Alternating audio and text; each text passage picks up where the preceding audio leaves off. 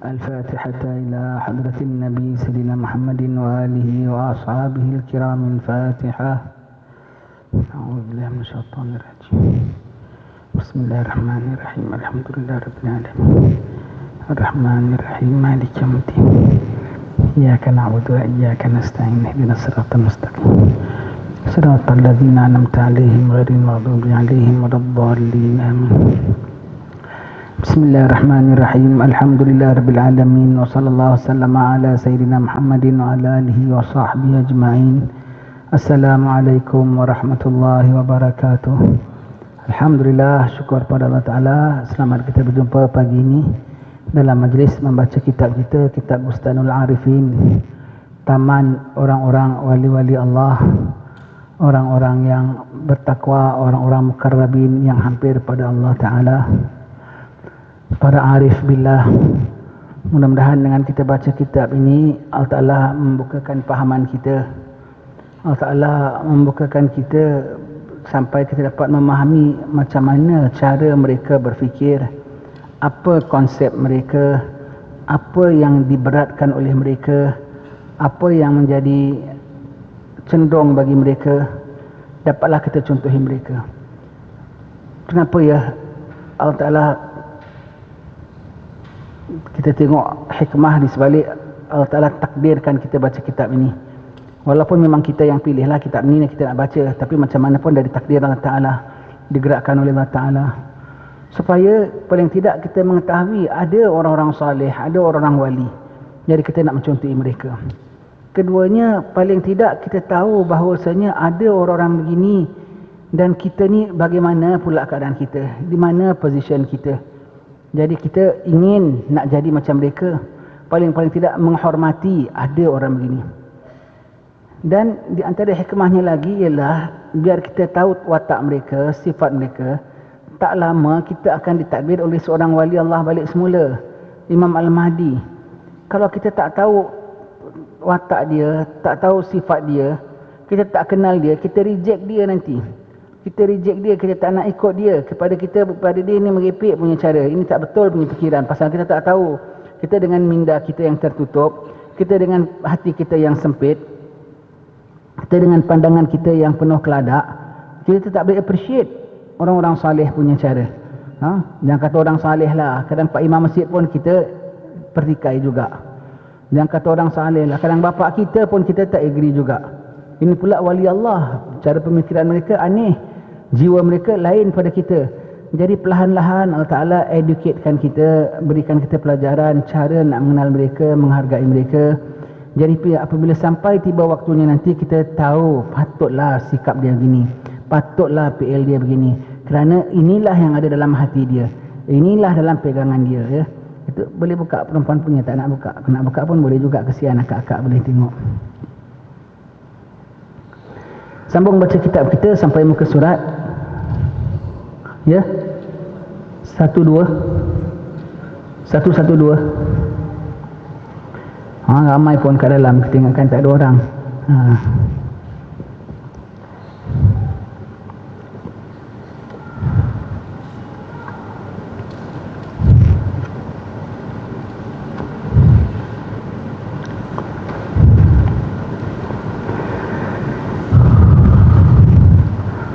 Sampai ke 47.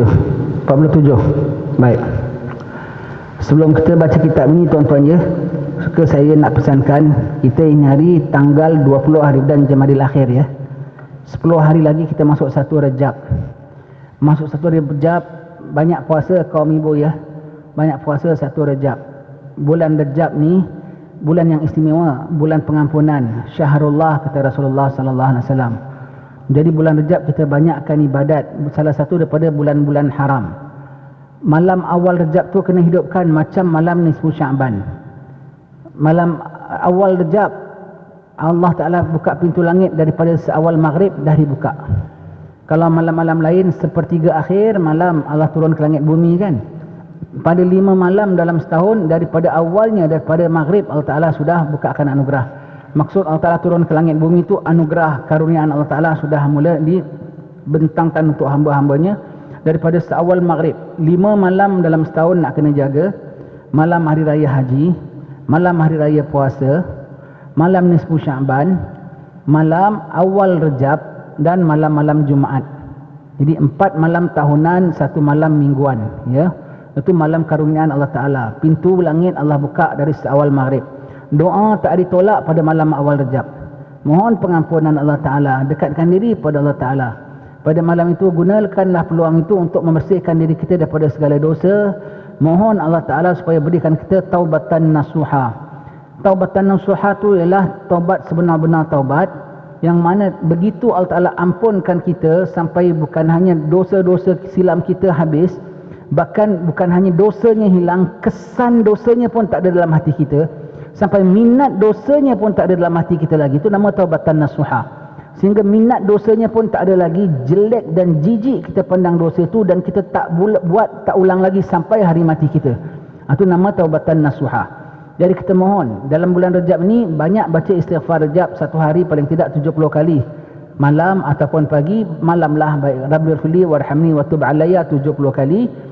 Di samping itu ada juga istighfar Rejab yang disusun oleh berbagai-bagai alim ulama, yang selalu yang kami amalkan ialah yang ditulis oleh Imam Habib Hassan bin Abdullah Al-Haddad, anak kepada Imam Habib Abdullah Al-Haddad. Dia menulis istighfar Rejab dalam 13 muka surat, tak panjang sangatlah, pendek begitu ya. Istighfar Rejab kita baca setiap malam dalam bulan Rejab, baca setiap hari lah, pagi ke malam ke kita baca. Dan di luar bulan Rejab pun selalu amalkan istighfar itu. Dan istighfar ini mujarab untuk orang boleh capai taubatan nasuha. Dah ditry, banyak orang yang berbuat dosa bertahun-tahun tak boleh lekang daripada dosa, nak tobat sekejap terulang lagi. Tapi apabila diamalkan istighfar Rejab ini, Allah Ta'ala kabul istighfarnya, Allah Ta'ala cerahkan hatinya, terus tak buat lagi dosa yang jelek itu sampai dia mati. Begitu tuan-tuan sekalian. Ada nanti dalam internet, boleh kawan kita boleh kasihkan istighfar Rejab Habib Hassan bin Abdullah Al-Haddad, ya. Kita bacakan istighfar Rejab itu, mudah-mudahanlah dapat rahmat Allah Subhanahu wa Ta'ala. Sambung baca kitab kita, muka surat 112, perkara ke-47, ya. Ini tukilan Imam Syafi'i, ya. Dan kalau kita nak tahu yang nama wali Allah, dia suka wali. Salah satu ciri-ciri wali, dia suka wali, dia respect wali, dia dengar cakap wali, dia ambil berat tentang wali. Inilah salah satu cirinya. Imam Nawawi tengok ni. Imam Nawawi ni dah cukup besar punya ulama tau. Hadis Nabi jangan cakap lagi, Quran tak payah sebut lagi, kitab-kitab lain, tapi itu dia tukil, kata Imam Syafi'i, kata Imam Ghazali, kata Imam Fulan, kata Imam Fulan. Dihargai setiap kata-kata alim ulama. Ada setengah orang bilang, kalau kita sebut berkata alim ulama ke, ya Allah dengan berkat Habib Fulan kabulkan doaku, dengan berkat orang alim Fulan sampaikanlah hajatku. Ada orang boleh sebut tu. Kenapa kau bertengkar dengan Tuhan ke, tak boleh minta direct, mesti kena pakai orang antara. Allah, macam kita kan ada, kalau bertengkar dengan orang, kita nak cakap dengan dia, kita pakai orang antara kan. Kita itu, kau bertengkar dengan Tuhan ke, sampai kau tak boleh cakap direct dengan Tuhan, kau kena pakai orang antara. Bukan aku bertengkar dengan dia, Maha Suci Allah Ta'ala, Maha menerima hambanya. Namun Allah pakai antara orang alim sehingga kita dapat ilmu, betul tak? Kita dapat ilmu direct daripada Allah Ta'ala tak? Kerana manusia orang mesti tuan guru kita. Kita dapat nasihat, dapat kesedar daripada tuan guru kita, daripada orang alim kita.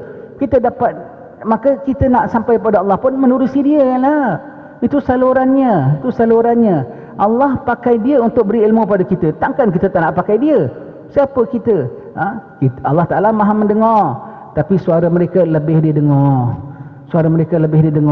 Maka, dan Allah sendiri sebut, wa may yattaqillah yaj'al lahu makhraja. Siapa bertakwa kepada Allah, Allah berikan mereka jalan keluar.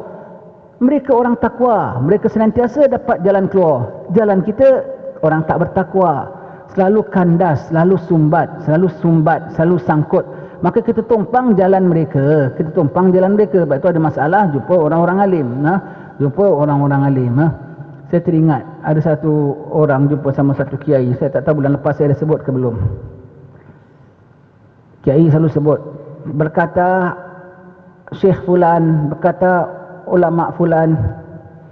Maka pemuda ni pun bilang, Kiai, bukankah lebih baik kalau kita bilang berkata Allah, dalam Al-Quran, berkata Rasulullah, hadis sahih sekian-sekian. Kita cakap Allah ke cakap Nabi? Kita utamakan ke cakap orang-orang biasa? Kenapa tak direct Allah dan Nabi? Kiai ini pintar. Bilang, enggak apa anak muda, mari kita masuk. Kiai kasih dia minum, keluarkan cerit besar air, cawan, jemput minum. Budak pemuda tu pun tuang. Kiai bilang janganlah tuang pakai cawan, minum daripada ceritnya kan puas besar. Daripada ceritnya tu kan besar, puas, minumlah. Daripada cawan sikit aja, ini tuang. Berat Kiai, nak angkat pun susah, nak tuang pun nanti bukan dapat puas, makan basah, kecah lagi. Sebab itu turunkan yang kecil. Begitulah. Air dalam cerit engkau tak terangkat, air dalam cerit engkau tak tertuang. Ini kan pula ilmu Allah dan Rasulnya. Tersangatlah luas untuk orang macam kita. Downgradekan daripada yang dah diambil, dah dicedok oleh alim ulama. Dari situ baru kita hirup. Begitu Kiai bilang. Tu pintar Kiai tu kasih jawapannya. Pintar betul ya. Jadi kalau orang-orang yang bilang ambil Quran hadis direct, kalau dia datang rumah kita, jangan kasih piring, jangan kasih cawan. Bawakan cerit besar, bawakan periuk besar. Tengok dia boleh termakan ke tidak. Kambing pun jangan kasih, masak pun jangan potong kecil-kecil. Seko kasih dia. Kau masak sendiri, kau sembelih sendiri. Boleh. Kambing pun kau tak pandai sembelih sendiri, tak pandai masak sendiri. Kau orang dah masakkan baru, kau makan sepotong, dua potong. Ini kan pula ilmu dari Allah Ta'ala. Ilmu dari Allah Ta'ala. Boleh kau ambil dari ilmu hukum sendiri? Tak boleh. Kalau orang gini senang. Kau datang, kau kasih dia kambing seko sekali. Ambil full, semua inti makan sendiri ya? Boleh. Alamak. Kena buat sendirilah. Olah sendiri, sembelih sendiri, siang sendiri, semua. Hadis pun kau nak ambil sendiri, nak Quran ambil sendiri, itu lagi susah lagi daripada kambing. Tak nak pula. Begitu ya. Orang begini pun bagus. Kalau kita undang dia, kita kasih talam kosong pun boleh. Kasih talam kosong, pinggan kosong, cawan kosong. Sebab diorang suka kosong. Sebab malam-malam ni sebut Syaban, kalau ibadat semua, bid'ah, tak boleh. Habis macam mana nak isi apa? Biar kosong tak apa. Daripada engkau isi dengan benda-benda bid'ah. Allah. Engkau wal asri innal insana lafi khusr illa alladhina amanu wa amilus salihat wa tawassaw bil haqq wa tawassaw bis sabr. Untuk orang awam macam kita cukuplah dengan berdalil dengan wal asri. Demi masa manusia dalam kerugian kecuali beriman dan beramal saleh. Kalau tak nak rugi, kena iman dan amal saleh. Dia pula terbalik. Dia takut makin tak ada amal. Mana lebih baik? Berisi ke kosong? Berisi jauh lebih baik pada kosong. Dia pula bilang biar kosong pun tak apa. Bagus. Biar kosong ya. Undang dia datang rumah, kenduri kahwin semua. Diorang punya semua satu session ke corner. Talam kosong, tray kosong, semua kosong. Biar kosong lebih baik. Begitu ya. Senang. Nasi tak nak kosong pula, nak berisi pula. Lauk nak 2-3 jenis pula. Amal boleh bilang biar kosong tak apa. Astagfirullahaladzim, berlindung. Itu dia punya pasal. Kita jangan ikut dia. Kita beramal ya. Ini tengok ni contoh Imam Nawawi. Dia tukil cakap Imam Syafi'i, dia tukil cakap Imam Ghazali, dia tukil cakap Imam fulan, cakap Imam fulan.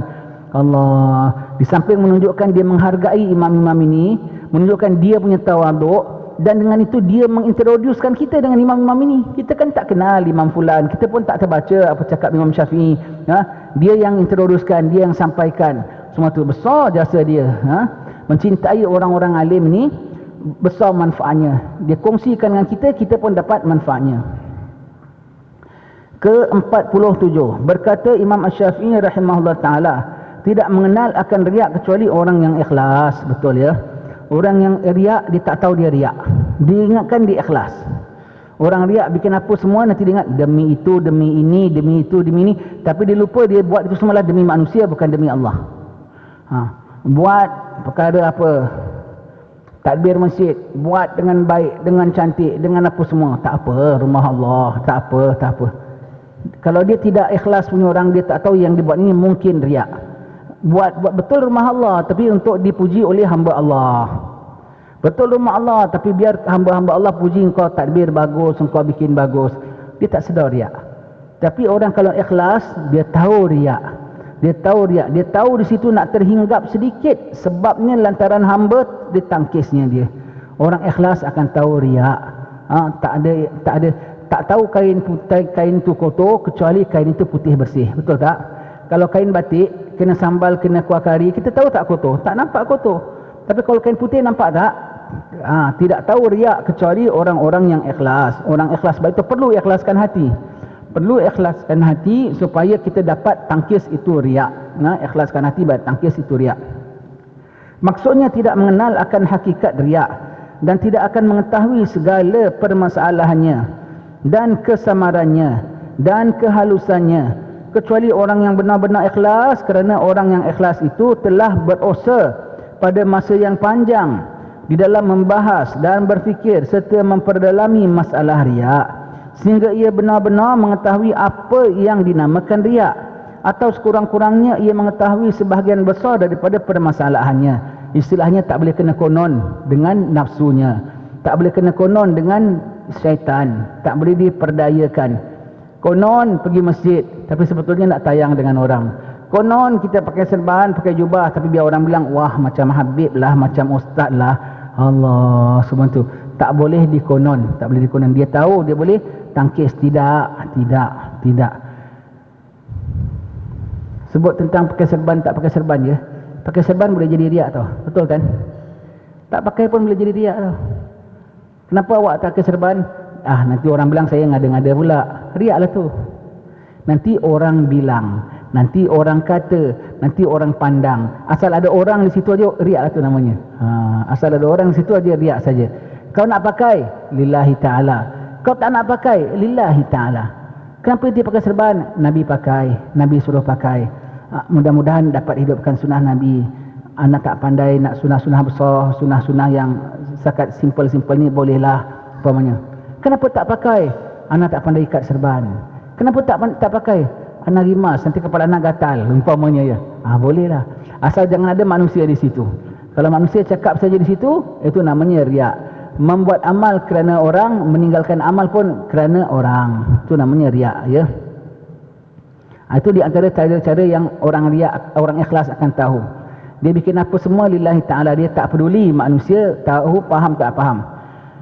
Nanti kita akan jumpa ya ke, dah baca ke Imam Nawawi ada sebut ke, ikhlasnya orang awam ialah dia tak nampak orang dalam amal dia. Dia buat amal semua demi Allah, tak nampak orang dalam amal dia. Baik dia buat, baik dia tak buat, dia tak nampak orang, dia hanya nampak Allah dalam setiap amal dia.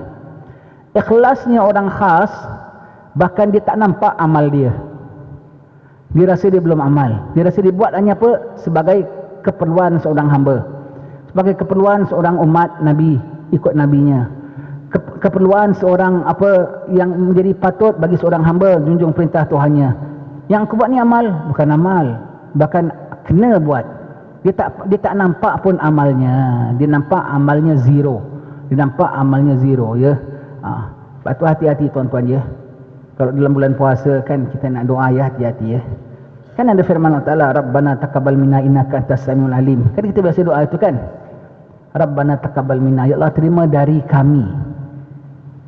Sebetulnya itu dah cukup tau. Terima dari kami. Dari kami termasuk amal kami yang sedikit dan rosak, boleh dikatakan tak ada. Terima dari kami dosa kami yang banyak supaya kau ampunkan. Terima dari kami kekosongan kami, hanya kau saja tampung dengan rahmatmu. Terima dari kami kemalasan kami untuk kau maafkan. Terima daripada kami apa saja. Tapi minta maaf, ini bukan salah lah, bukan salah, cuma nak kena hati-hati. Kan kita biasa dengar orang kalau doa dalam bulan Ramadan, Rabbana taqabbal minna salatana wa siyamana wa ruku'ana wa tarawihana wa qira'atana wa sahurana wa buka'ana wa ngantu'ana. Semua dimintanya itu macam-macam kan ya. Kau minta macam-macam semua tu, kau listkan kau punya amal ya, seolah-olah banyak amalmu ya, sedangkan satu pun orang alim tak berani sebut. Sebab tahu tak sebut Rabbana taqabbal minna, terima daripada kami, termasuk jelek kami, malas kami, lupa kami, cuai kami, kosong kami. Kau boleh senaraikan pulanya tarawih kami. Itu kau bilang tarawih yang kau buat dengan khayal. Itu kau bilang puasa yang tak ada iman dan wahtisaban. Jadi kalau kita sebut tu hati-hati tau. Bukan tak boleh sebut, sebutlah suka tingkau. Tetapi hati-hati, jangan seolah-olah kau dah persembahkan pada Allah. Aku dah puasa, aku dah baca Quran, aku dah begini, aku dah begini. Takut dia, takut timbul ujub. Takut timbul ujub. Nak baca doa gitu boleh, tapi dengan hati penuh rendah. Dengan hati penuh rendah. Kena jaga. Yang kita bicara ni dengan Allah. Bicara dengan Allah. Ibaratlah kita pergi rumah seorang besar. Terimalah hadiah saya. Kuih lapis saya. Kuih koci saya. Kuih donat saya. Macam-macam. Roti canai saya. Dia ni dia ni kaya. Sahabat-sahabat dia semua chef belaka. Dia boleh bilang, ini kau bilang kuih koci, ini rupa kau bilang donat. Begitulah. Jadi tak tersebut kita, terimalah apa saja. Begitu sudah. Terimalah saja apa saja yang dari saya ni. Begitu sudah. Begitu. Tak berani nak ngaku-ngaku depan Tuhan. Faham ya? Faham. Jadi tak berani nak sebut amal kita depan Tuhan. Biarlah Tuhan terima seadanya apa jua. Begitu ya. Hati-hati.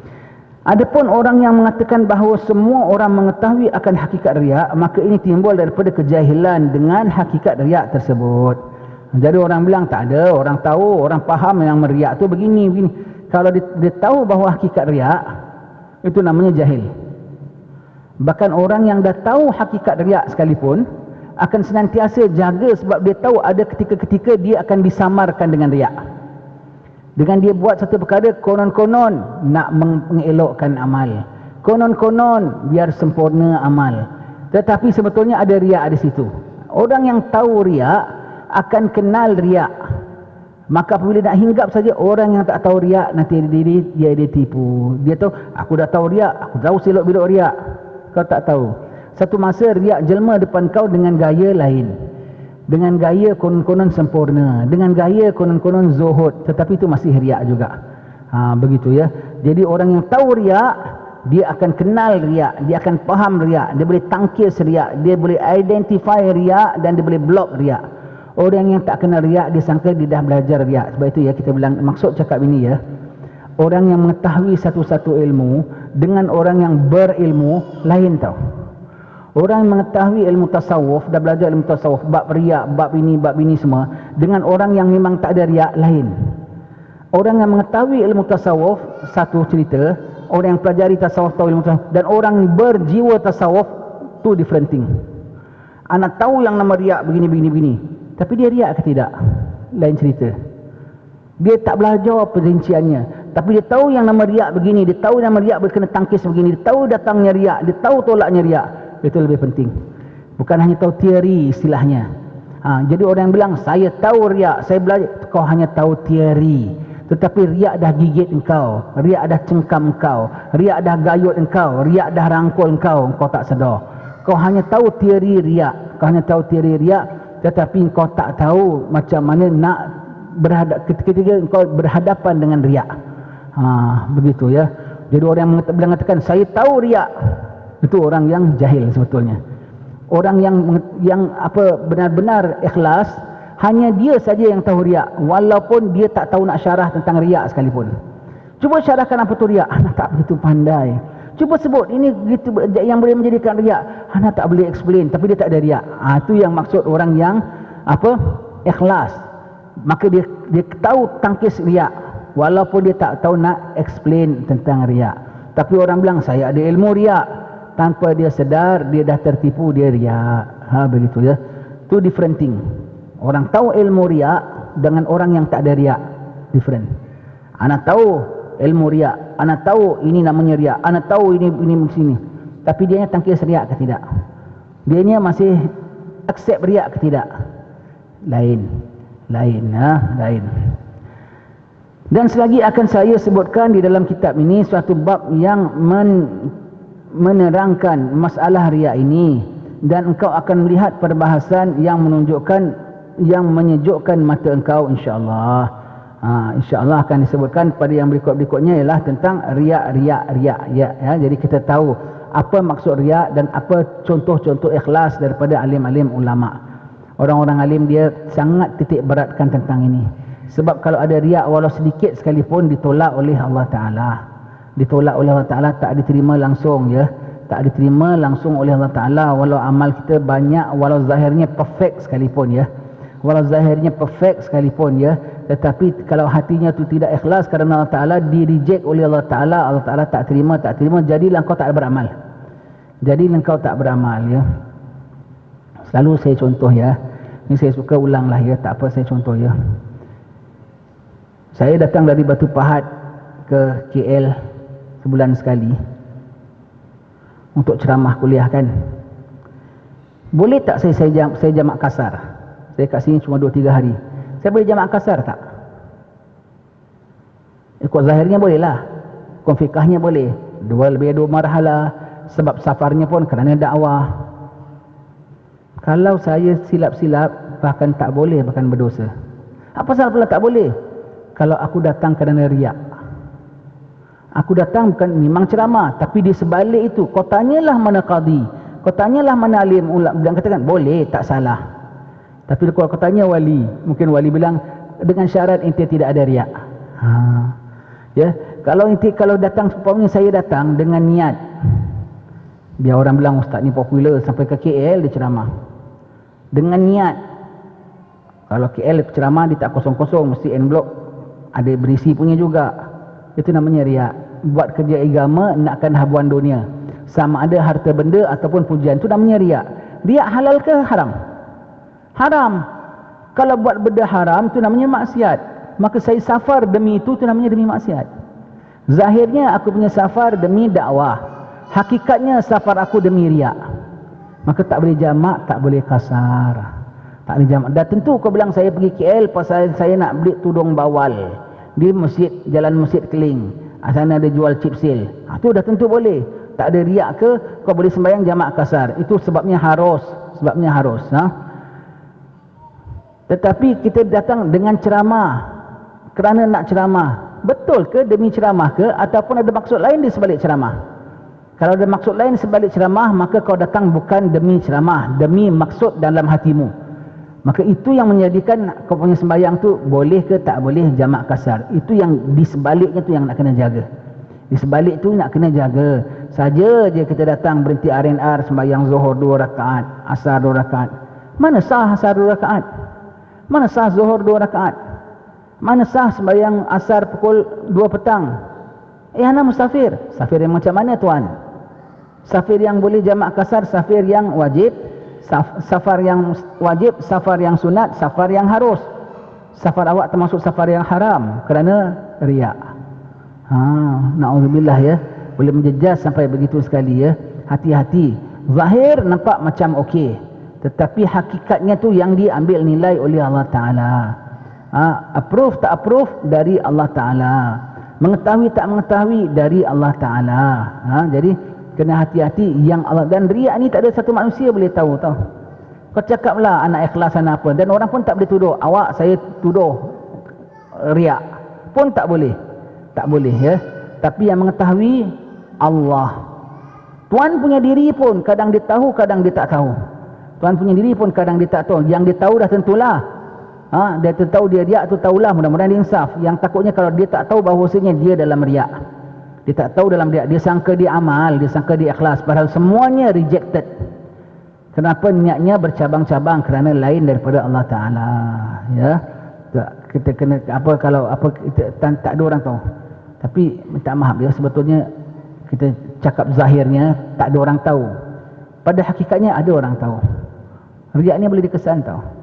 Riak, takabur, ujub boleh dikesan. Boleh dikesan. Kalau kita sembahyang belakang imam, kita tahu dia punya baca surah ni, dia punya angkat suara ni terbit daripada ikhlas ke terbit daripada riak. Setiap angkat suara dia setiap tu. Jadi riak ni boleh dikesan sebetulnya.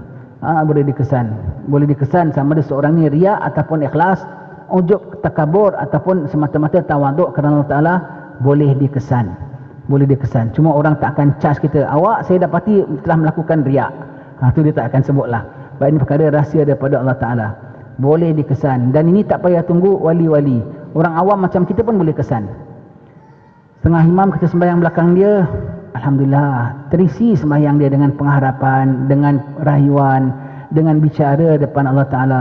Setengah orang belakang sembahyang dia berduri, aku rasa. Bacaan dia tu menghiris-hiris telinga aku. Pasal bacaan dia tu keluar tu macam pisau blade yang ada riaknya, ada takaburnya. Allah. jelek sekali ya. Itu. Jadi kalau zahirnya riak takabur ni memang tak boleh kesan. Hakikatnya bukan hanya boleh dikesan, boleh dibau, sangat-sangat boleh dirasai sekalipun. Tapi sayang, seribu kali sayang, Tuan punya diri kadang-kadang tak sedar bahawasanya dia riak.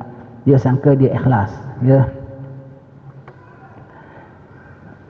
Ke-48, permasalahan riak yang samar-samar. Riak yang samar-samar. Dah tentu riak yang zahir kita tahu. Riak yang tak macam riak, kita ingatkan bukan riak, itu riak. Contoh, riak dengan tubuh badan. Ini kita penawar hati kita sebut. Tahan, kurus kering sampai cengkung. Biar orang bilang dia ni zuhud, tak tidur malam, banyak ibadat. Itu riak. Tahan, nak gemuk sikit dia kuruskan badan dia.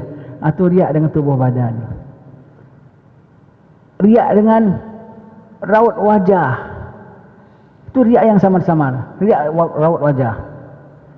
Tengah ceramah, satu orang masuk pakai tattoo, baju bercorak-corak, berlambang-lambang. Kita tengok,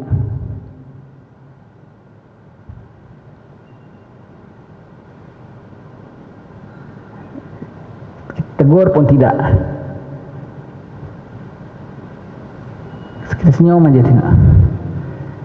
Boleh jadi riak tak? Boleh. Dia murid dia bilang, ustaz ni understanding, orang pakai gitu pun dia tak halau, dia senyum lagi. Riak. Dengan raut muka boleh riak. Ataupun orang masuk pakai begitu, kita tengah ceramah-ceramah tengok, berubah maka ustaz. Tapi dia tak tegur, tapi kita tahu dia tak suka. Itu riak. Riak dengan raut wajah. Riak yang samar-samar. Riak dengan raut wajah. Dalam hati kita, dengan kita bikin muka kita gitu saja. Tengok ustaz, perhatikan.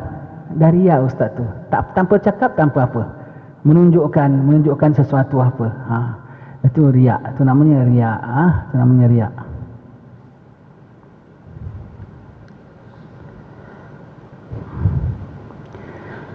Permasalahan riak yang samar-samar. Cukuplah untuk kita mengetahui halusnya dan tersamarnya masalah riak ini apabila kita melihat kepada apa yang telah diriwayatkan oleh Imam Abul Qasim Al-Qushairi rahimahullah ta'ala, yang beliau nukil daripada Abu Zaid radhiyallahu an. Ia berkata, baik ya, tengok macam mana dia nak tahu samar-samarnya riak.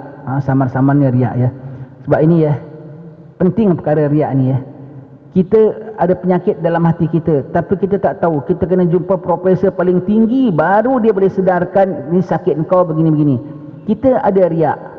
Setakat kita baca kitab-kitab sendiri, kita tak tahu. Ini profesor besar Imam Nawawi bawakan contoh macam mana yang nama riak, biar kita dapat belajar dan kita dapat obati sakit riak tu dari hati kita. Adalah aku selama 12 tahun didik diriku. 5 tahun pertama aku adalah cermin kepada hatiku. 12 tahun dia didik, riyadhah 12 tahun. 5 tahun pertama dia cermin bagi hatiku. Hati aku ikhlas, tampillah begini. Hati aku khusyuk, belinanglah air mataku. Hatiku menyerah kepada Allah Ta'ala, terangkatlah tanganku. Begitu ya. Apa cermin hatiku. Kemudian 1 tahun aku melihat antara diri dan cermin tadi. Tiba-tiba aku dapati di tengah-tengah diriku ada terbuku satu ikatan yang sangat kukuh.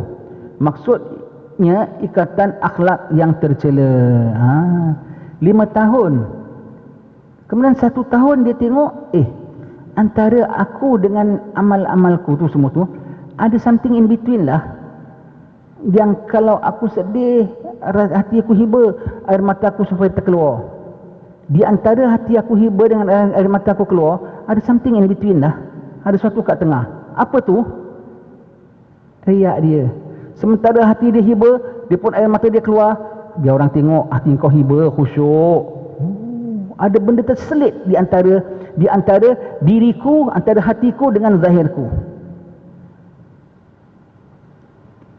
Apabila hatiku baca Quran, suaraku pun menghaluskan bacaannya. Sekali aku cek tengah-tengah, ada satu makhluk lah terselit kat tengah-tengah. Apa tu? Riak. Konon-konon hati aku nak baca Quran, dan nak memperbaikkan bacaan aku. Rupanya ada riak terselit lah. Baikkanlah bacaan kau, orang bilang bagus tajwid kau. Dia tengok ada satu makhluk, apa pun aku buat, daripada hati terbit amal, in between ada satu makhluk lah.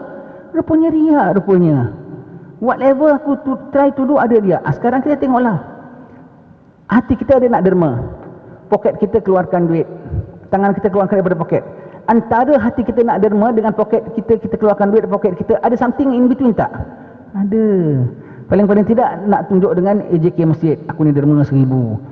Ada suatu yang itu. Hati kita bilang nak datang kuliah, maka badan kita nak datang ke masjid. Antara hati kita nak datang kuliah dengan badan kita datang ke masjid, ada sesuatu terselit dekat tengah-tengah tak? Ada. Dia jumpa kawan-kawan bilang, nampak batang hidung dia kat masjid. Apa kita keluar rumah nampak jiran kita, nak ke mana bang? Ya kuliah. Amboi, ada sesuatu yang terselit. Itu yang selit tu yang aku nak buang. Begitu ya. Itu selit tu yang aku nak buang. Dia riadah 5 tahun. Diri dia adalah cermin hati dia. Cermin hati dia nak apa? Terpancar pada diri dia.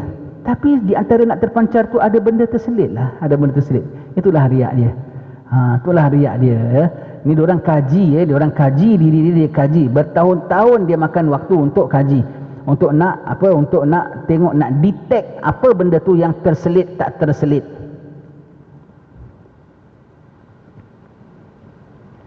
Lalu aku berusaha menghilangkannya selama 12 tahun. Apa yang menjadi perantara tu, sebuku yang terantara tu, aku nak hilangkannya. 12 tahun lagi aku mujahadah, aku riadah untuk menghilangkannya. Kemudian apabila aku memandang pula ke dalam batinku, tiba-tiba di dalamnya masih ada satu ikatan lain yang sangat kukuh. Lalu aku berusaha untuk memeranginya selama 5 tahun. Aku selalu berfikir bagaimana aku dapat menghilangkannya. Akhirnya terbukalah bagiku hijab sehingga aku melihat pada makhluk ini seakan-akan mereka semuanya telah mati. Lalu aku pun bertakbir 4 kali kerana kematian mereka. Dia usaha lagi 12 tahun, masih ada benda tu. Masih ada benda tu. Sampai dia minta, ya Allah bantu aku dapat matikan benda yang selalu mengantarai amalku, niatku dengan amalku. Ada benda yang menjadi antara ni, tolong padamkan. Aku mohon sampai sekarang hari aku tengok semuanya dah mati. Semuanya dah mati. Aku hilangkan dia tak boleh, tapi bunuh dia boleh. Dah mati aku bilang Allahu Akbar, Allahu Akbar, Allahu Akbar, Allah. Takbir. Itu sebut nama Allah 4 kali dia takbir. Kenapa?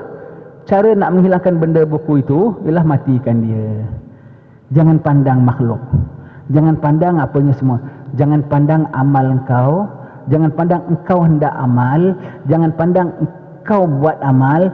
Jangan pandang makhluk di antara amal. Hanya Allah perintah, hamba buat. Allah perintah, hamba junjung. Hanya hamba perlu menghadap Tuhannya. Hamba perlu taat kepada Tuhannya.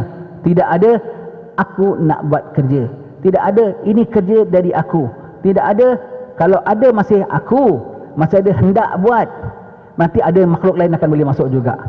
Tidak ada makhluk, hanya Allah menggerakkan aku, maka aku buat dengan kehendak Allah. Dan aku memerlukan Tuhan, aku dengan Tuhan aku. Tuhan, kau tak pandang apa-apa makhluk, kau tak pandang diri engkau pun, kau tak pandang hati engkau hendak ke, kau tak pandang diri engkau buat ke, semuanya engkau matikan, nanti benda tu mati sama. Bermakna kalau kau pandang masih aku nak sembahyang, aku sembahyang, aku hendak sembahyang lain cerita, sembahyang lain cerita. Masih kau pandang aku hendak sembahyang dan aku sembahyang, itu masih ada makhluk di situ. Masih ada perbuatan, masih ada hendak aku dan perbuatan aku. Kalau ada masih ada makhluk, satu makhluk akan masuk lagi. Tapi kau padamkan kau punya kehendak, kau padamkan kau punya sembahyang. Maksudnya bukan aku kehendak, Tuhan perintah, maka aku kena sembahyang. Dan aku sembahyang kenapa? Allah yang beri hidayat, bukan aku yang kehendak, Allah yang beri hidayat. Dan aku menghadap Allah kerana Tuhan perintah aku, maka aku menghadap Allah. Bukan aku yang sembahyang kerana itu perintah Allah, semata-mata kerananya. Sedikit tak ada concern diri aku. Kalau kau matikan dirimu, kau matikan kehendakmu, maka yang lain pun mati. Begitu ya. Mau tak mau, kau nak matikan parasite, kau nak matikan apa yang menangguk di air keruh, menjadi melekut tepi gantang, kau hilangkan gantang, nanti melekutnya tak ada. Kau nak hilangkan parasitnya, kau hilangkan, kan ada parasit sangkut pada pokok kan. Kau hilangkan pokoknya, parasitnya tak adalah. Riak tu macam parasit. Dia tumpang hingga pada amal kita. Selagi kau rasa ada amal, kau rasa kau hendak amal, maka riak tu akan tumpang. Kau pandang sebab itu bilang riak, ikhlasnya orang khawas, dia tak nampak amal dia. Dia tak nampak amal dia. Dia rasa dia tidak ada amal, dia tak rasa dia tak ada hendak amal. Hendak dia tu pun hidayat daripada Allah, bukan dia yang hendak. Dia tak nampak amal dia langsung, maka tak ada riak. Maka tak ada riak. Macam mana dia nak riak? Allah yang buat aku. Apa aku nak tunjuk-tunjuk? Allah yang hidayatkan aku. Allah yang gerakkan aku. Dan Allah yang menggerakkan hambanya sujud kepadanya. Bukan kerja aku, macam mana aku nak riak? Dia padamkan, dia matikan diri dia dan dia matikan kehendak dia. Yang ada hanya perbuatan Tuhan. Maka riak tak boleh sangkut di situ. Riak tak boleh sangkut di situ. Apabila riak tak boleh sangkut, ujub pula datang. Kau bagus dah buat macam-macam, kau tak riak pulanya. Allah, ujub pulanya datang. Dia tolak ujub pulanya lagi. Itu lain proses nanti. Itu lain proses ya. Lain proses, terlebih halus lagi nanti ya. Riaknya dia boleh tolak, nanti ujubnya pula datang. Ujubnya pula datang. Begitu ya. Nanti riaknya datang, dia tolak. Dia tolak dengan apa? Aku nampak diriku, aku nampak hatiku. Tetap aku nampak ada satu makhluk. Jangan adakan dirimu, jangan wujudkan dirimu, jangan wujudkan kehendakmu. Tak ada. Maka riak tak boleh masuk. Kalau orang tak sembahyang, riak masuk tak? Tak masuk. Orang tak sedekah, riak masuk tak? Tak masuk. Dia sedekah, dia sembahyang dengan dia pandang bukan aku yang sembahyang, bukan aku yang sedekah. Allah yang gerakkan aku. Allah yang gerakkan aku, Allah yang berkehendak. Alhamdulillah, Tuhan programkan aku sedekah, Tuhan programkan aku sembahyang. Sedikit bukan aku. Maka dia tak, pada dia bukan dia yang sembahyang. Kerana tidak pada dia tidak ada yang sembahyang, tidak itu, maka riak tak wujudlah. Sampai begitu sekali ya. Dia nafikan amal daripada diri dia, maka riak tak boleh masuk. Macam mana nak riak? Kalau orang tak sembahyang boleh riak tak? Dia sembahyang tapi dia anggap bukan dia yang sembahyang, Allah yang gerakkan dia sembahyang. Dia hadir kuliah tapi dia anggap bukan aku, Allah yang beri hidayat. Maka semua dia tak ada pasti, dia tak rasa, dia rasa diri dia empty, do nothing. Maka apa dia nak riakkan? Maka dia rasa diri dia tak beramal lagi. Baik itu kita bilang hati-hati dengan doa, Rabbana taqabbal minna salatana tarawihana. Engkau dah tarawih ya, kau ngaku engkau dah tarawih ya. Allah, hati-hati tuan-tuan sekalian ya, hati-hati. Takut, itu doa tak salah lah, betul lah doa tu. Takut ada makhluk antara doamu itu. Iaitu makhluk apa? Makhluk ujub, seolah-olah kau dah sembahyang, kau dah tarawih. Takut makhluk riak, seolah-olah kau rasa kau dah sembahyang, kau dah puasa, kau dah baca Quran. Kalau kau masih pandang ada perbuatanmu, ada riak boleh damping pada perbuatanmu. Kalau kau rasa tak ada perbuatanmu, maka tak ada riak boleh damping. Begitu ya. Jadi kalau kau tak boleh tangkis riak, riak itu kan pada amal. Aku cuba amal tanpa riak, maka kosongkan amal. Bukan tak buat amal, buat amal tanpa engkau rasa bahawa itu amal engkau. Itu namanya ikhlas, pure kerana Allah Ta'ala. Asal amal riak, macam mana? Dah tu anak tak nak amal lah. Bukan jangan tak nak amal. Amal dengan kau sedar bahawa itu bukan darimu punya amal. Amal dengan kau tahu itu Allah yang menggerakkan itu amal. Amal dengan kau bilang aku I do nothing, Allah yang generate this. Itu baru riak tak boleh masuk. Bukan daripadamu. Bukan daripadamu. Contohlah dia masak kek, masak kuih, masak apa. Tapi semua dia taruh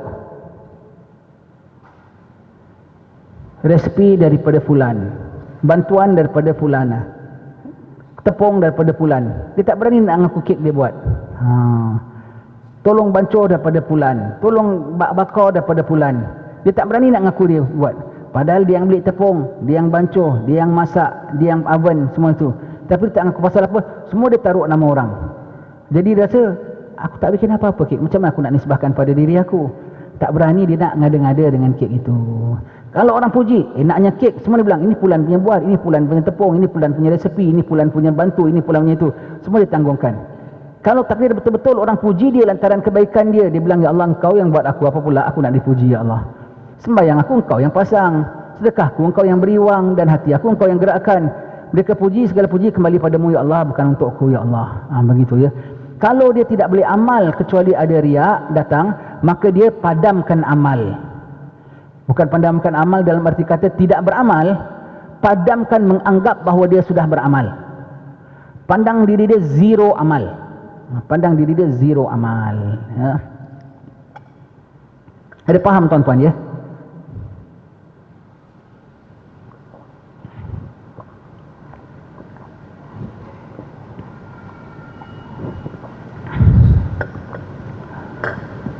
Syukur pada Allah Ta'ala ya, dapat juga kita buka bulan lepas kita buka ya. Bulan lepas ini dah kali keberapa ni semenjak lepas ni? Kali kedua ke ketiga? Kedua ya. InsyaAllah bulan lagi satu, sempat lagi bulan lagi satu ke tidak? Dah masuk bulan puasa. Jadilah dapat 2-3 kali jumpa pun jadilah. Kita dulu kita jumpa tiap-tiap bulan ya. Habis kemudian lama tak jumpa, Allah jumpa lagi ke tidak ya? Jumpa lagi. Kadang-kadang saya baca kitab ini internet kan, ini ikut internet untuk Masjid Puchong Perdana. Saya bayangkan tiang dia, saya bayangkan ada kipas kat sini bergantung kan. Dulu kan ada kipas kat tengah sini kan. Saya bayangkan. Sekarang Alhamdulillah dah datang sini, dah tak payah bayangkan lagi. Sekali datang tengok kipas dah tak ada lagi. Dia dah buka, dia punya kipas stand ni dah buka dah. Allah, Alhamdulillah. Sebelum bulan puasa kita dapat jumpa sekali 2 kali ni, jadilah mudah-mudahan pencerahan hati kita. Bulan puasa Allah suruh kita buat amal banyak, dan kita kena amal banyak. Hati-hati, amal tapi jangan rasa engkau amal. Amal, jangan kasih satu makhluk menangguk di air keruh dengan amalmu. Kalau tidak boleh amal kecuali riak, maka zerokan amal. Walaupun amal ada tapi kau pandang dia sebagai zero, maka tak bolehlah nak riak di situ ya. Tengok orang lain 12 tahun dia study, 5 tahun lagi dia kaji, fight lagi 12 tahun, baru dia bilang tak boleh tidak, dia matikan semua sekali. Baru dia nampak dengan riak-riaknya sekali mati. Dari sini maka cukuplah untuk kita mengetahui kesamaran sifat riak ini dan kaburnya. Apabila ianya masih kurang jelas ke atas seorang sufi yang seperti Syekh Abu Zaid, yang susah kita mencari tandingnya. Bagi seorang sufi, seorang wali Allah pun masih struggle untuk nak detect riak, untuk nak delete riak. Ini kan pula orang macam kita. Orang macam kita. Tapi syukur kita tak sampailah sampai 12 tahun, 10 tahun. Dah ada kitab ni kita tinggal baca saja. Daripada pengalaman ni kita tinggal baca 12 tahun, 5 tahun. Kitanya setengah hari pun tak pernah kaji. Kita setengah hari pun tak pernah kaji. Ada pula yang kaji, kita hanya dapat solutionnya saja. Dapat solusinya, dapat tahu. Adapun perkataan fara'aituhum mauta, maka aku lihat mereka semuanya telah mati. Aku lihat semua dah mati. Amal dia mati, dia pun mati, riak-riaknya sekali mati. Begitu ya. Macam ni spray lah semua. Semuanya mati. Ada kuih, ada semut. Aku spray. Dengan kuih-kuih sekali tak kena spray. Dengan kuih-kuih sekali kena spray. Semut pun mati, kuih pun mati. Begitu ya. Maka aku keluarkan kuih lain yang tak ada semut. Begitu ya. Maka aku lihat mereka semuanya telah mati. Maka ini merupakan satu ungkapan yang sangat indah sekali. Sedikit sekali didapati orang yang dapat membuat ungkapan seperti ini selain daripada para anbiya. Nabi-nabi boleh pandang gini, semuanya dah mati, amal dia pun zero. Dia pandang dia zero amal. Orang kan ada cashless, tak ada duit, cashless. Dia amalless, no amal. Bukan malas. Malas tu pemalas. Bukan malas, amalless, no amal. Begitu dia pandang diri dia. Semuanya sudah mati. Dan di sini saya akan sebutkan sebahagian daripada keterangannya dengan secara ringkas saja. Imam Nawawi punya faham. Tadi kita punya syarah tentang itu, tengok apa Imam Nawawi punya syarah tentang cakap imam yang sufi ini tadi ya. Maka ungkapan ini ialah bahawa beliau telah bersungguh-sungguh sekuat tenaga untuk membersihkan dirinya. Maka akhirnya bersihlah dirinya dan bercahayalah hatinya, dan beliau telah menguasai ke atas hatinya dan memilikinya sebagai milik yang sempurna, dan tunduklah nafsu itu kepadanya secara keseluruhan. Ketika itu beliau melihat kepada seluruh makhluk ini, maka beliau mendapati mereka semua laksana orang mati yang sudah tidak ada hukum yang berlaku lagi atas diri mereka. Sampai dia pandang bukan hanya amal dia mati, dengan itu riaknya mati, manusia yang nak nilai amal dia pun pandang mati. Manusia yang nak nilai amal dia pun pandang dia mati. Maka dia pandang semua orang telah mati. Jadi kita kalau nak bikin amal, kita nak suka tak ada amal kecuali kita riak, kau pandang orang sekitaran kau semua mayat belaka. Ada tak orang nak riak dengan mayat? Kan tak ada kan? Mayat boleh puji kita tak? Mayat boleh kasih kita duit tak? Tak boleh kan? Maka kau pandang semuanya sudah mati. Yang boleh memuji engkau, yang boleh memberi engkau pun semuanya sudah mati. Kau pandang mati. Hatta amal kau pun mati. Amal kau pun mati. Ya. Mereka tidak dapat memberi mudarat dan juga tidak dapat memberi manfaat. Dan mereka tidak dapat memberi sesuatu apa jua pun. Dan mereka juga tidak dapat menahan sebarang pemberian. Mereka tidak dapat menghidupkan dan juga tidak dapat mematikan. Mereka tidak dapat menghubungkan dan mereka juga tidak dapat memutuskan. Mereka tidak dapat mendekatkan dan juga tidak dapat menjauhkan. Itulah makhluk. Kalau dah mati semua tak ada manfaat belaka. Maka tak gunalah aku beramal untuk mereka. Untuk semata-mata kerana Allah Ta'ala sahaja. Ya. Mereka tidak dapat membahagiakan dan juga tidak dapat mencelakakan. Mereka tidak dapat memberi rezeki dan juga tidak dapat menahan rezeki. Mereka tidak memiliki bagi diri mereka sembarang kemanfaatan atau kemudaratan. Dan mereka juga tidak memiliki mati, hidup dan kebangkitan. Semuanya sudah bukan bawah kontrol mereka. Maka bikin apa aku nak buat amal kerana mereka. Semua orang mati belaka. Semua orang mati belaka. Buat amal, ada orang besar. Orang besar pun orang besar dah mati. Dia tak boleh beri aku apa-apa. Buat amal, ada orang yang pemurah suka kasih duit. Orang tu pun aku pandang dah mati, jadi dia tak boleh kasih aku duit. Umpamanya ya. Amal, banyak orang yang suka jadi peminat kita. Dia pun dah mati, maka tak ada orang boleh minat kita. Semua dipandang mati ya. Dia pandang sebab untuk dia riak mati. Sehingga kita katakan apa tadi, dia pandang amal dia pun mati. Dia pandang amal dia mati, dia pandang diri dia pun mati. Hanya ada apa? Tuhan dia saja yang menggerak segala-galanya. Maka riaknya pun mati. Riaknya tak boleh sangkut pada amal. Riak kan sangkut pada amal. Amal yang kau zerokan, riaknya tak boleh sangkut. Terbilang ikhlasnya orang-orang khas, ikhlasnya orang-orang awam, dia tidak pandang manusia dalam amal dia. Ikhlasnya orang-orang khas, dia tak pandang amalan dia. Dia pandang dia no amal, zero amal. Ya. Maka inilah sifat-sifat orang yang mati. Maka makhluk semua akan diperlakukan seperti orang mati pada perkara-perkara yang telah disebutkan di atas. Ya. Ini ikut apa difaham oleh Imam Nawawi. Dipandang makhluk semuanya sudah mati belaka. Apa yang kami faham ialah amal dia pun mati dan diri dia pun mati. Begitu ya. Kau gabungkan semua. Kau pandang semua makhluk mati. Kau pandang amalmu mati. Kau pandang dirimu mati. Kau pandang perbuatanmu mati. Kau hanya pandang apa? Allah saja yang hidup, dia menggerakkan. Dan amal aku pun semua daripada dia. Maka riak pun mati. Riak pun mati. Kau spray semua sekali, semua mati sekaligus. Ya. Jadi makhluk itu tidak diketahui, tidak ditakuti dan tidak diharapkan. Dan tidak dikendaki apa-apa yang ada pada sisi mereka. Dan tidak perlu untuk kita riak kerana mereka, pasal dah mati semua belaka. Atau kita berpura-pura terhadap mereka, bahkan kita tidak perlu sibuk kerana mereka. Mereka juga tidak boleh dihina atau disebut-sebut kekurangan mereka, dan tidak boleh disebut-sebut keaiban mereka, dan juga tidak boleh dicari-cari kesilapan dan kelemahan mereka. Kita tidak boleh hasad dengki terhadap mereka kerana merasakan terlalu banyak kurnia yang diberi oleh Allah Ta'ala kepada mereka. Bahkan mereka sepatutnya dikasihi dan diterima keuzuran mereka. Namun hukum-hukum Allah Ta'ala seperti hudud tetap wajib kita laksanakan ke atas mereka yang berkenaan sesuai dengan kehendak syarak. Apa pula ini cakap dia ni? Ya. Kau pandang semua makhluk seperti dah mati. Kau masuk masjid, kau pakai jubah, kau pakai serban, kau pakai ceramah, kau apa, tapi kau pandang semua orang dah mati belaka. Kau semua orang dah mati belaka. Maka kau tak payah nak herankan mereka. Dalam satu sudut kau pandang mereka sebagai mati.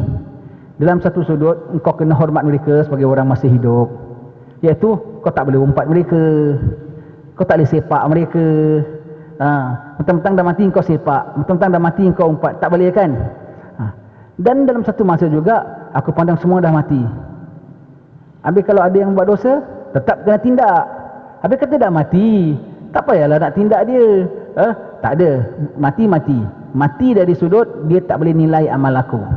Mati dari sudut aku tak harap upah daripada dia. Mati dari sudut aku tak herankan dia. Sangat hidup untuk aku hormati dia. Sangat hidup untuk aku harap doa dia. Sangat hidup kalau dibuat maksiat aku tangkap dia dan aku dera dia. Begitu ya. Dia pandang manusia hidup dalam satu pihak, mati dari satu pihak. Dalam sujud nak beri opah dia, nak beri puji dia, nak beri nama dia, kau mati semua belaka. Dari sudut aku tetap kena hormati kau masih hidup, sangat hidup. Dari sudut aku kena bantu kau sangat hidup. Dari sudut kau pun tak boleh salah, engkau pun aku tak boleh ignore kau kalau kau buat salah macam aku ignore mayat. Mayat kan kita tak tengokkan, mayat mana dia buat salah lagi. Tapi orang ni, walaupun kau anggap dia mati, dia buat salah, kau masih tetap kena betulkan dia, kena tegur dia. Kalau perlu tindak dia. Habis kata dah mati, dalam bab ni hidup. Dalam bab ni hidup. Begitu ya. Macam-macam abstrak pandangan orang-orang alim ni ya. Agak-agak kita ni faham tak kita cakap ni? Faham ya, bukanlah sampai pening sangat ya. Boleh ya, boleh. Sebab itu kalau tak faham ilmu-ilmu tasawuf silok-bilok begini, kau belajar fiqah, nanti faham. Kalau fiqah pun tak faham, kalau belajar tasawuf tak faham, bermakna fiqah kau tak kuat. Siapa fiqah pun tak faham, dia takkan faham bab-bab begini. Pening dia, berserabut dia. Ustaz ni cakap ni, hiduplah matilah, aku tak faham umpamanya lah ya. Cakap dia berputar-putar, berbunga-bunga, belit, aku tak faham. Abstrak cakap dia tu, umpamanya, aku tak faham. Terus, dah lah, cakaplah. Aku baik, aku fikir nak masak apa nanti balik. Asam pedas, ikan kerisi ke ikan kembung, sayur kubis ke sayur bayam. Dia tutup ini, dia buka bab lain. Tak apa, dapat pahala, datang aja dapat pahala. Paling-paling tidak manfaatkan waktu, dapat iktikaf, dapat berhimpun dengan orang-orang baik, dapat pahala walau tak faham sekalipun. Satu masa nanti Allah Ta'ala fahamkan. Kalau nak mudah faham ilmu tasawuf, belajar fiqah.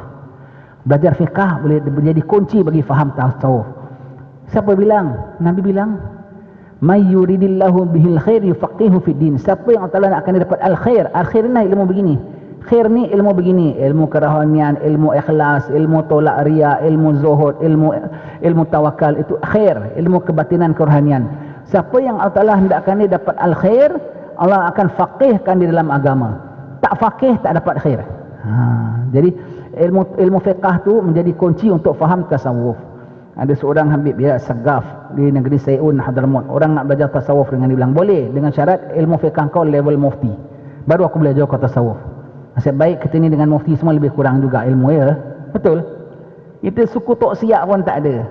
Tapi paling tidak dengan ilmu yang separuh suku tok siak, kita dapatlah juga belajar separuh suku ilmu tasawuf. Sikit pun nak kena ada ilmu tasawuf. Ilmu fiqah sedikit pun nak kena ada. Basic-basic mesti ada, baru boleh faham ilmu tasawuf. Maka semua orang ahli tasawuf adalah faqih. Difaham fiqah. Kalau ada orang faham tasawuf, mengajar tasawuf, kau tanya fiqah bab wuduk dia tak clear, bab air dia tak clear, tasawuf dia pun tak pakai sebetulnya. Pun dia bukan faham, dia setakat quote orang punya cakap saja, dia setakat hafal orang punya cakap, tapi dia tak faham pun sebetulnya. Jadi kalau orang tasawuf mesti tahu fiqah, mesti tahu fiqah. Dan apabila dia tahu fiqah, Allah akan mudahkan dia faham ilmu tasawuf ya. Dan tidak menghalang akan pelaksanaan hukum hudud itu oleh segala sifat yang telah kami sebutkan di atas. Dan walaupun hukum hudud perlu kita laksanakan, namun kita tetap menutupi keaiban mereka seperti hanya orang yang sudah mati ya. Jadi kita pandang orang lain mati dan hidup, hidup dan mati. Mati dari sudut aku tak boleh harap puji dia, aku tak boleh harap opah dia, dan aku tak payah nak concern tentang dia tengok aku ke tak tengok. Hidup dari sudut aku menghormati dia, hidup dari sudut aku tak boleh umpat dia, hidup dari sudut maruah dia aku kena jaga, hidup dari sudut dia tak boleh buat maksiat. Begitu ya. Dan apabila mereka disebut dengan tidak baik oleh seorang, maka kita mesti melarangnya seperti mana kita dilarang daripada menceritakan sembarang keaiban si mati. Dan kita membuat satu kerana, dan kita tidak membuat satu kerana mereka. Dan begitu juga kita tidak meninggalkan suatu kerana mereka dah mati. Begitu juga. Balik semula, matikan dia. Sekejap hidupkan mereka, sekejap matikan mereka. Switch. Kau masuk dalam sini, kau semua matikan orang semua. Semua mati. Semua mati. Jadi aku nak bikin apa semua, aku tak nampak orang. Semuanya mati, tak payah puji aku, korang semua mati. Dalam aku nak salaman kau, doakan saya, hidup balik. Begitu ya. Hidup balik. Begitu. Jadi kita pandang orang, sekejap kita pandang dia hidup, sekejap kita pandang dia mati. Asal riak kita nak hidup, kita matikan dia. Riak tak boleh tampil. Pasal apa? Orang yang kita nak riakkan deminya mati. Maka riak pun tak boleh hidup di situ. Riak itu disifatkan di sini macam parasite. Dia mendempel. Dempel. Ada orang saja dia datang. Kau tak ada orang, dia tak ada. Maka kau, walaupun ada orang, kau anggap dia tak ada, kau anggap dia mati. Jadi riak tak boleh datang. Begitu ya.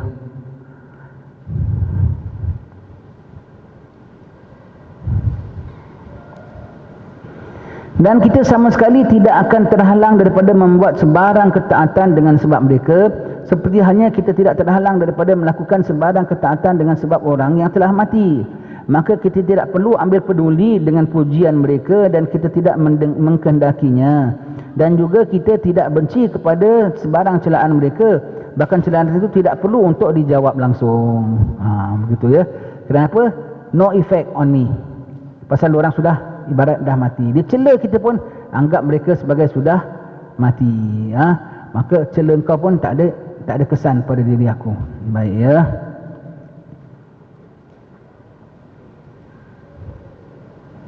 Kita katakan tadi ya, orang kalau tak ada riak ya, bagus tau. Orang kalau riak free senang tau. Dia nak bikin apa-apa semua dia boleh bikin. Dia tak pandang orang.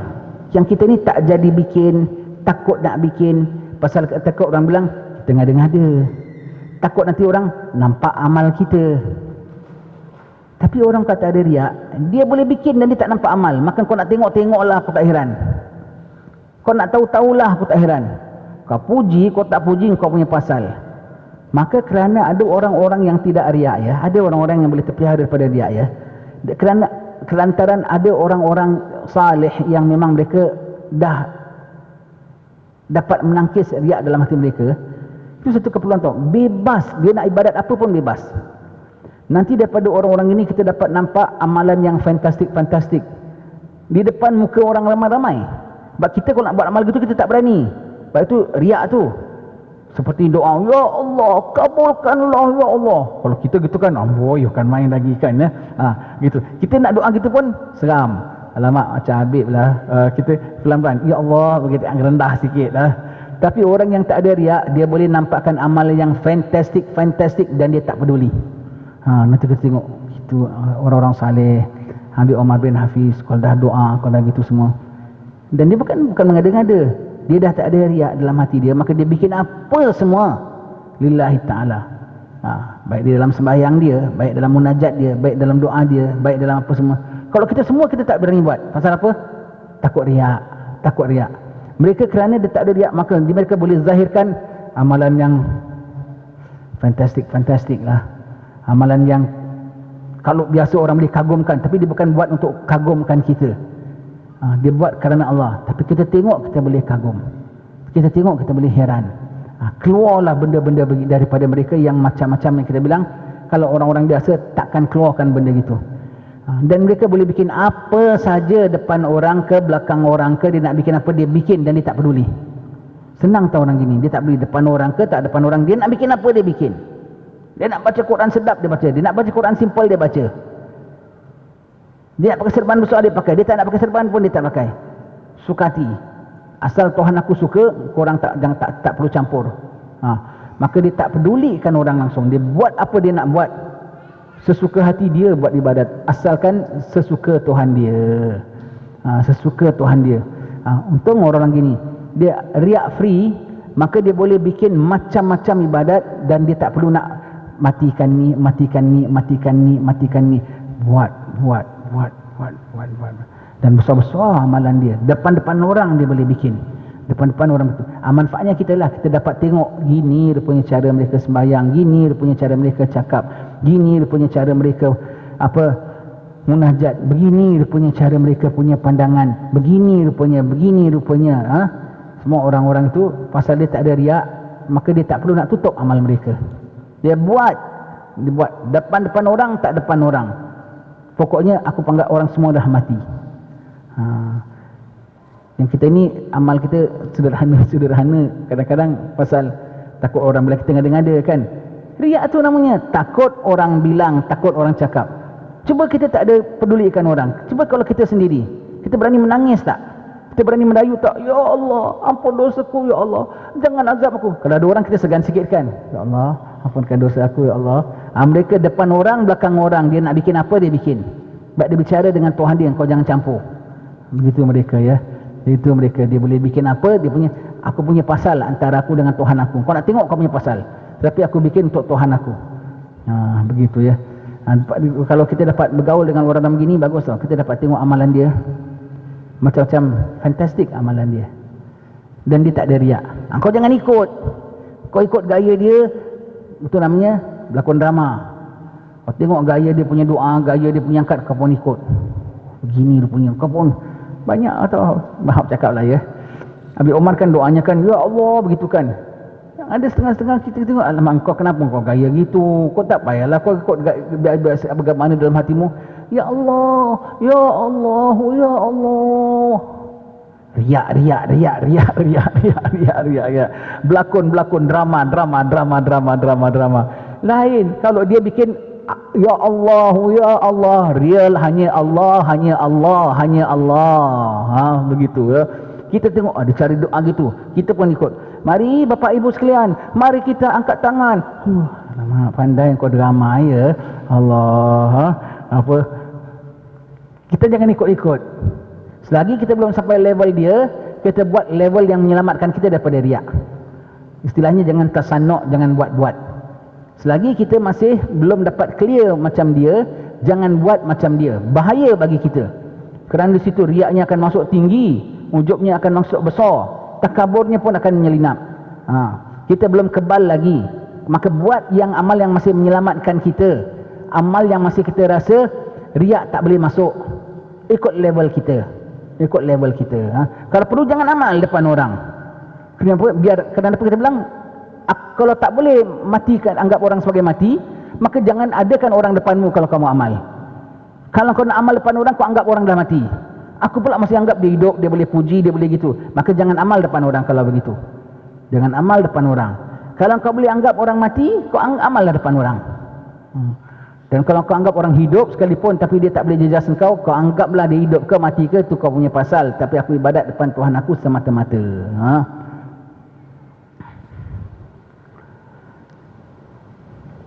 Ringkas kata bahawa mereka itu laksana tidak ada pada segala perkara yang kita sebutkan tadi.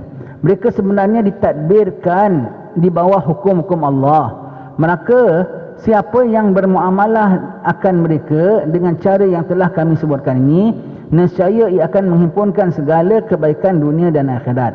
Kita memohon akan Allah Ta'ala yang maha mulia agar kita senantiasa mendapat taufik daripadanya. Maka sekarang ini cukuplah menjadi peringatan dan huraian kepada yang telah diperkatakan oleh Syekh Abu Zaid, bukan Abu Zaki ya, Abu Zaid rahimahullah ta'ala tadi, wallahu alam, tentang perbicaraan riak. Dia contohkan tadi secara ringkas, tapi kau fahamlah bahawasanya riak tu dia hinggap pada amal kita untuk tunjukkan orang. Kau matikan semua orang ataupun kau matikan amal kau. Kau matikan amal kau, kau zerokan amal kau. Kau dah buat, ibaratlah orang zikir yang pakai tik. Kan ada orang zikir gitu kan. Lepas itu kau dah buat semua, kau tekat pusing, zero. Buat zikir dia, tak ada, zero. Kau zerokan amalmu. Jadi kau dah zero, boleh action tak? Tak boleh action kan? Zero. Habis tadi dah berapa ribu, Tuhan saja yang mengetahui.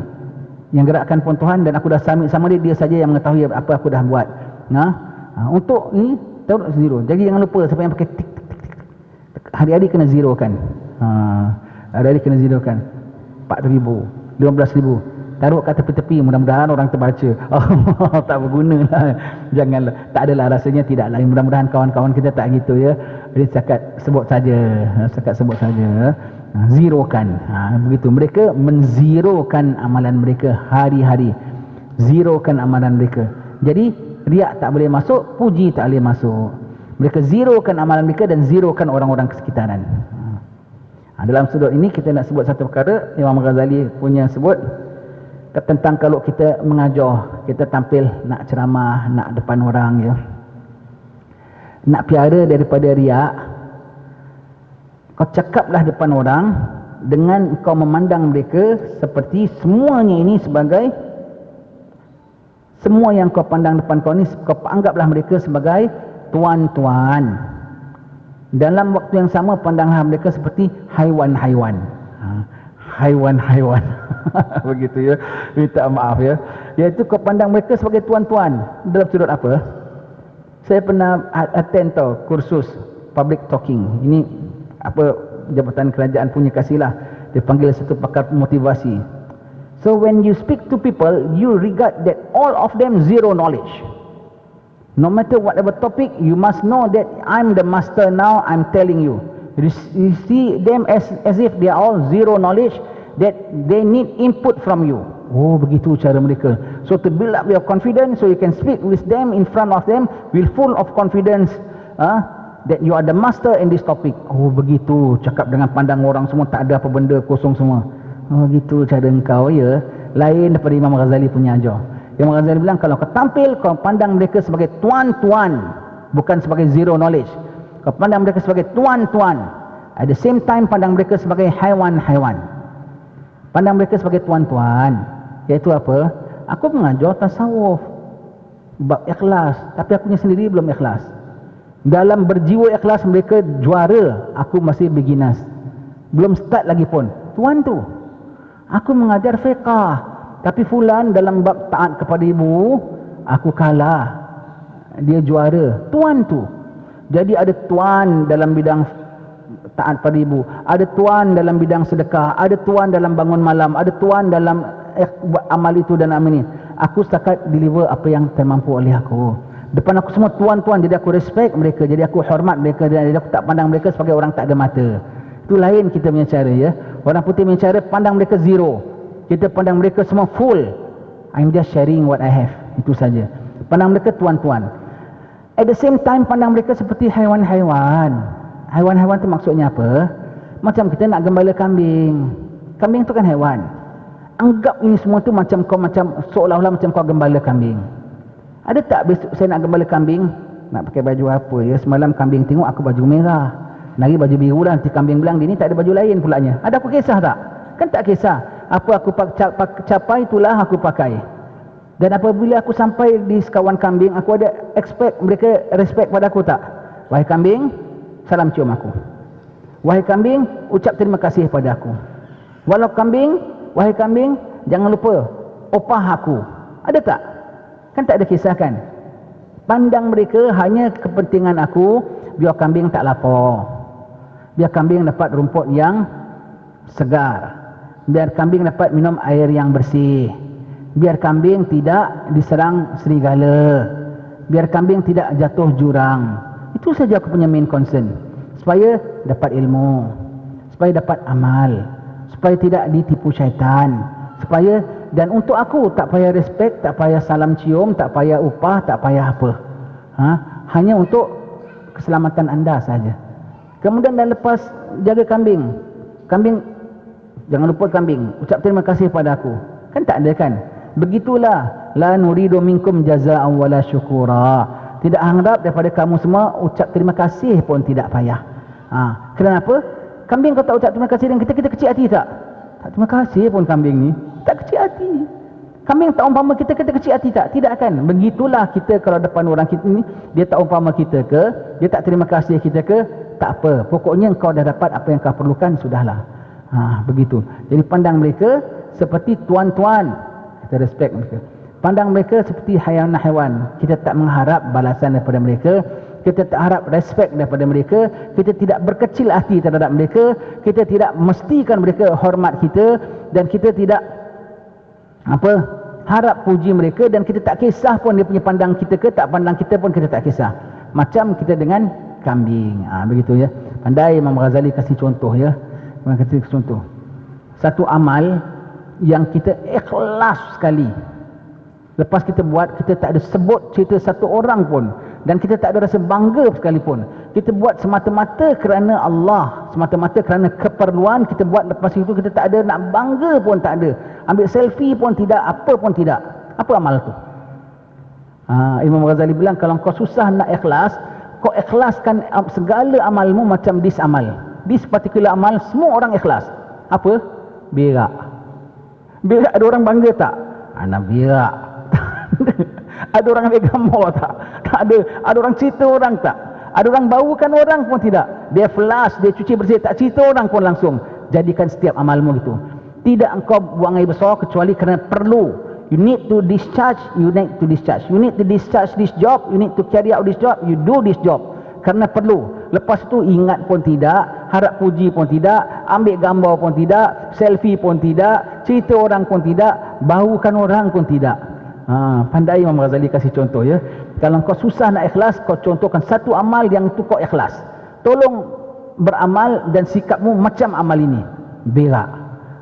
Begitu ya, berak. Agak-agak berak kita dengar dia tak? Ada orang riak dengan berak tak? Tuan, saya dah berak tau. Tak ada.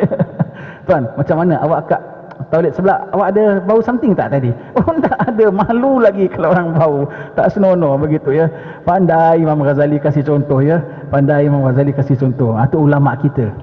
Itu ulama kita tu. Syukur kita orang Islam. Syukur kita orang Islam ada belajar bab ini. Syukur kita orang ahli sunnah wal jamaah. Orang-orang Wahabi semua tak ada belajar ini. Daripada dia tasawuf sesat. Apa sesat? Ini kan ilmu akhlak.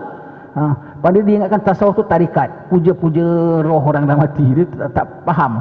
Padahal tasawuf tu ilmu kerohanian, ilmu hati, ilmu ihsan kan, rukun agama. Pada dia ini tak boleh. Dan orang agama lain pun tak ada belajar ni tau. Kalau ada belajar pun pendeta-pendeta mereka sahajalah. Itu pun tak ada makna betulnya. Kita orang-orang awam kita pun boleh belajar ini ya. Dulu kalau ada orang-orang baru convert to Islam, saya suka tanya tau, di tempat rumah ibadat kau dulu kau ada belajar ini? Tak ada. Wuduk, puasa memang tak adalah. Ini bab akhlak kan namanya kan. Bab maksiat mata, bab demi Tuhan. Kan kau bilang kau ada Tuhan juga kan. Nanti kita tanya, kau dalam tempat ibadat kau dulu kau ada belajar ni? Tak ada. Nanti dia tuliskan, aku tak ada belajar apa-apalah dulu. Dulu agama aku tak ada belajar apa-apa. Dulu aku sangkalah agama aku paling tinggi, agama aku paling mulia, agama aku paling top. Setiap hari Ahad kami datang, kami rasa kami paling hebat lah. Sekarang aku dah masuk Islam, baru aku tahu Islam ni full of knowledge. Dia bilang Islam full of knowledge ya. Dia bilang jauh sekali berbeza. Jauh berbeza. Sebut tentang kafir dan Islam ni tuan-tuan sekalian, ini kita sampai sini aja kita baca ya. Hati-hati ya tentang pengaruh Dajjal ya. Kita sebut tentang akhir zaman punya pengaruh Dajjal ya. Kalau engkau termakan pengaruh Dajjal, engkau mukmin pun kau akan jadi ikut dia dan akan bertukar jadi kafir. Tetapi kalau engkau tak ikut Dajjal, engkau kafir pun kau akan jadi mukmin. Kau kena faham this concept.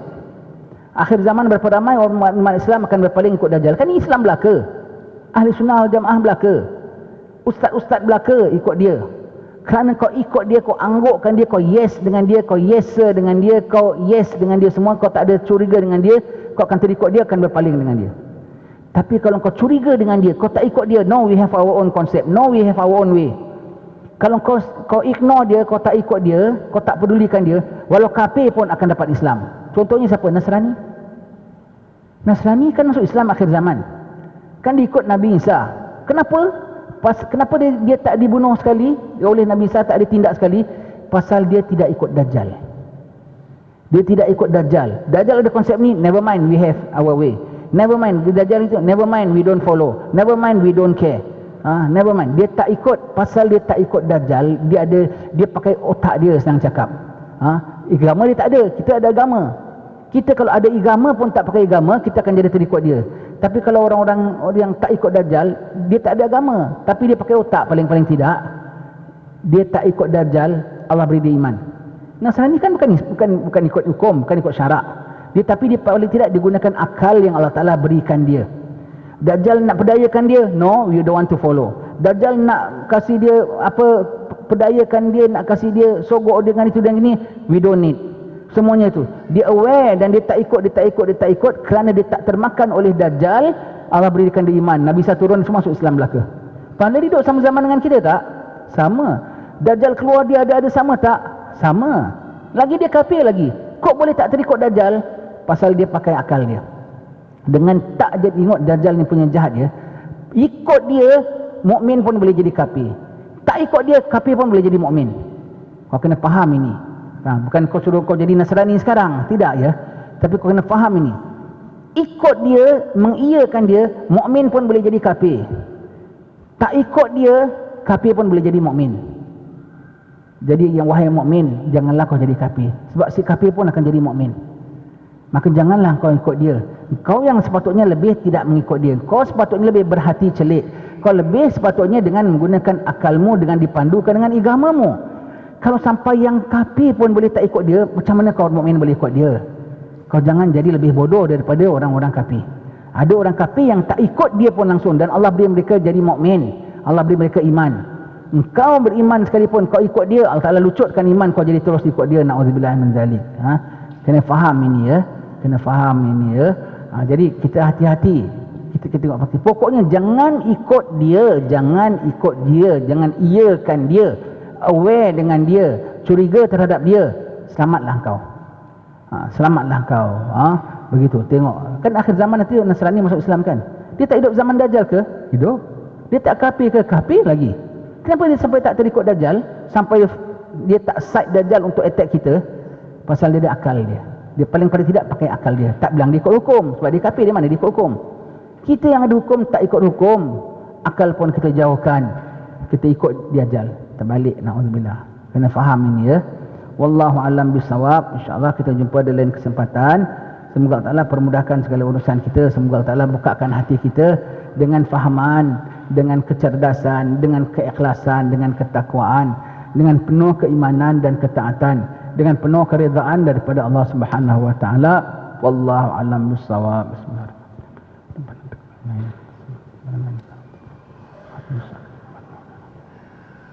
Wa akhiru da'wahum alhamdulillah rabbil alamin. Sekian. Assalamualaikum warahmatullahi wabarakatuh.